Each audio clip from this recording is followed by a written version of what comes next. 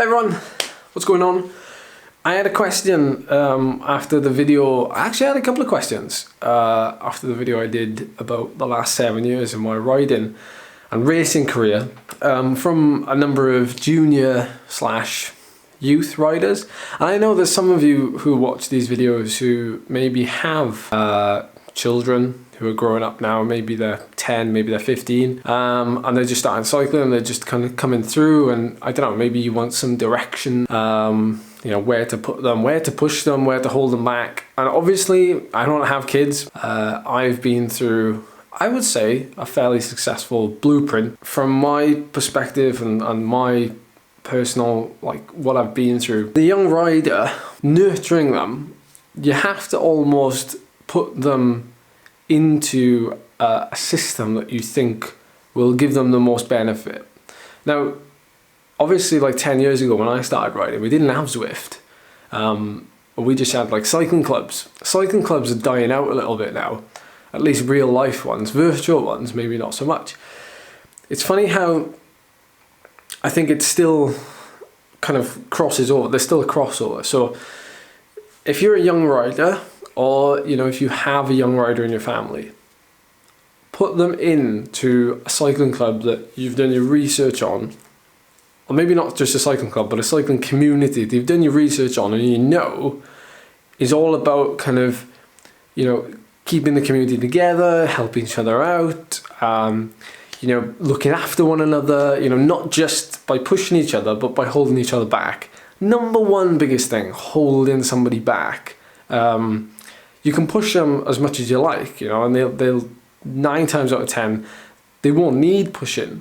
It's holding back is the biggest thing. Sometimes there's nothing wrong with, you know, letting them go off and do, you know, club rides, or, you know, this applies to Zwift as well, mind. So, you know, you could ride for when the club feature comes out. You know, we'll start up a little community club group or whatever you want to call it.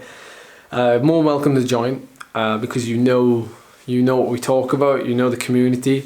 But nurturing young riders is something that, you know, I look back on it now and it's like I had such a good time at my local cycling club, like learning from older riders. I'm talking about riders in their 70s who, you know, raced in the 60s, or even before then. And the experience and just the riding styles and things you learn from them. You know, you obviously learn to mimic and copy older riders. And when I say older riders, it doesn't have to be a 70-year-old.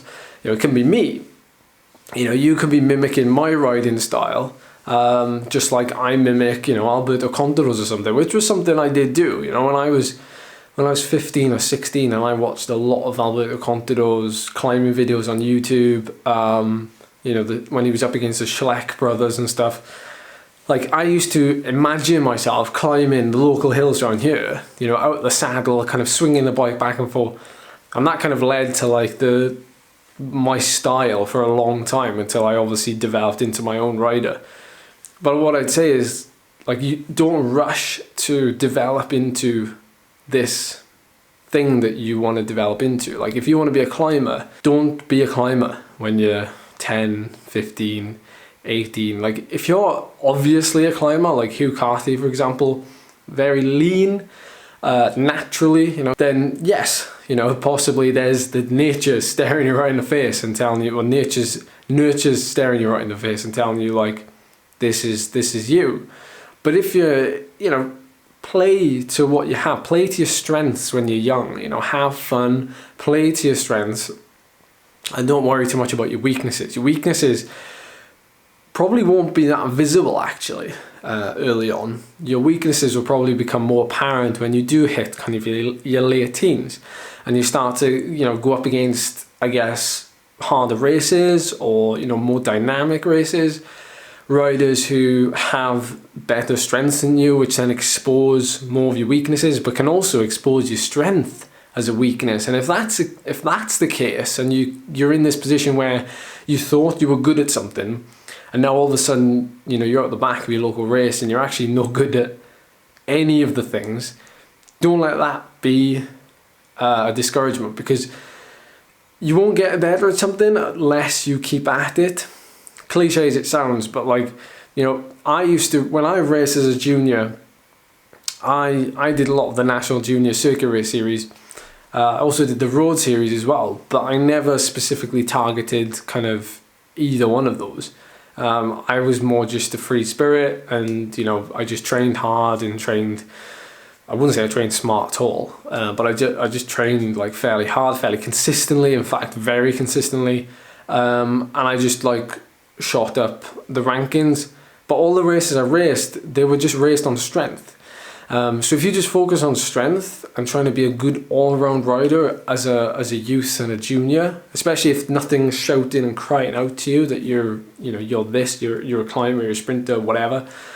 Just try to be strong, you know, in general, and try to be as fit as you can, like just all around, and keeping things fun, you know, keeping things fun. I used to do a lot of, like, obviously structured training myself during the week, and then I just used to do 2 long rides on the weekend. Very basic structure, but without knowing it, I wasn't actually structuring the week. I was just structuring it around what the club was organising and the activities that were going on.